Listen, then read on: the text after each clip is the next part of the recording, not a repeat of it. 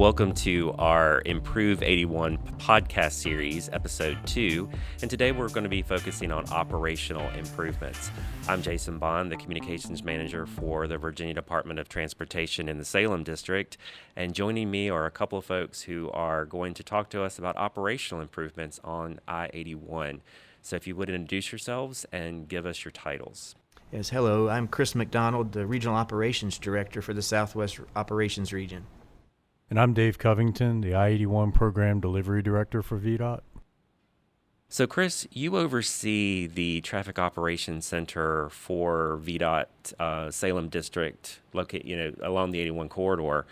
What is the role of the TOC in terms of enhancing safety and keeping traffic flowing along the 81 corridor? Well, our traffic operations centers they serve like a command center during incidents and weather events and things that might impact traffic. We take in information and we put out information. We bring in information from a variety of sources like state police dispatch, telephone calls, observations on our cameras, and just a variety of things. Customer Service Center sends us concerns at a time, and we put that information back out through various email communications, the 511 website, 511 app, and telephone calls. We also communicate to the public through our message signs that are along the highways. And Dave, what are some of the safety and operational improvements that are included in the I-81 Corridor Improvement Program? So since the beginning of the program, we've talked a lot about operational improvements that we are currently making and we have already made. And if you browse the website, you'll see a list of these operational improvements. That's at improve81.org. And they include things like additional traffic cameras along the corridor. Historically, we've had a lot of traffic cameras along the corridor, but we've had a lot of blind spots as well. So we are enhancing our resources on the traffic cameras. We are including additional what we call digital message boards. These are the big digital boards that are on the side of the interstate right now. And in addition to that, we're enhancing our Safety Service Patrol, which, as Chris mentioned, we communicate a lot through the Traffic Operations Center, and Safety Service Patrol is a big part of that. So we've enhanced those resources with additional personnel, additional vehicles, and additional hours and additional routes. So how do those additional operational improvements that Dave mentioned that are a part of the I-81 Corridor Improvement Program really help the TOC to keep Virginia moving, Chris? Well, the expansion of the Safety Service Patrol gave us additional eyes on the road, and we're out there more often with more people, so we're able to help handle incidents a little bit quicker when they occur. Our last expansion, we have about 12 months worth of data, indicates an improvement of response time about 4 minutes across the 81 corridor. So that's a big help in clearing incidents and being aware of them. In addition to that, the extra cameras help us see what's out there as well. We had some blind spots where we weren't able to see what was going on, so not only can we see incidents when they happen or after they happen, we can have eyes on them during the cleanup and mitigation process. The additional message boards that we're putting in gives us additional opportunities to communicate with the public to help them make informed decisions and hopefully avoid the congestion that's in the area. So, Dave, is there a way that these operational improvements can help with the future widening projects during construction? Absolutely. Obviously, these operational improvements are for the long term for the interstate system. But we are about to have a lot more construction on the interstate, on I-81. For the 325 miles of the interstate, we're going to have construction spread out across the entire 325 miles. Specifically here in the Salem district, in the Salem-Roanoke area, we have a very heavy concentration of corridor widening. And these operational improvements will really help us to manage traffic during the construction of these projects. We will be able to communicate with drivers with the digital message boards. So if we have congestion or if we have an incident on the interstate, we can communicate to drivers ahead of time so that they aren't getting on the interstate. They can take the local roads instead of the interstate system. So it really will help us, better manage our traffic during this construction, hopefully we don't have any incidents during the construction, but if we do, the additional cameras will help us manage that better. It will help us identify that we have a problem more quickly and deploy resources to alleviate that problem and really clear those incidents more quickly than we ordinarily would. So I'm really thankful that we were able to get these operational improvements completed before we start the vast majority of construction on the corridor. So, Chris, are there any improvements being made on alternative or detour routes to help traffic flow during incidents?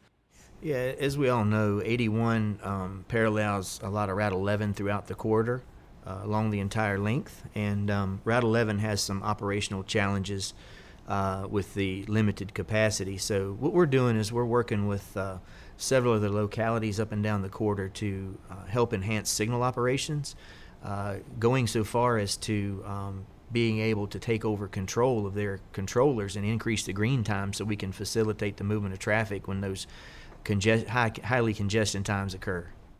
So, Dave, you've told us about what's in the works for operational improvements, but what other ideas are being explored for I-81? So we've also formed what we call an advanced strategies team, which has met a couple of times already.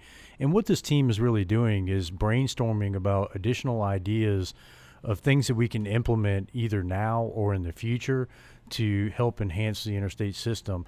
A lot of this is really focused on, emerging technology. We want to make sure that we've got, bright minds that are within this group that have either historical knowledge or younger folks that are really keeping an eye on emerging technology so that we can really be, at the point of the spear, so to speak, as we move forward and new technology emerges that we might be able to either test or implement quickly.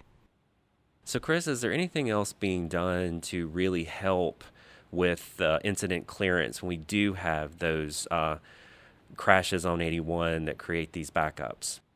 Yeah, not sure if everyone knows or not, but the congestion on 81 is caused largely by incidents rather than recurring congestion from commuters. So we've been looking at a program called TRIP, the Towing and Recovery Incentive Program, to help clear up those major impactful crashes quicker.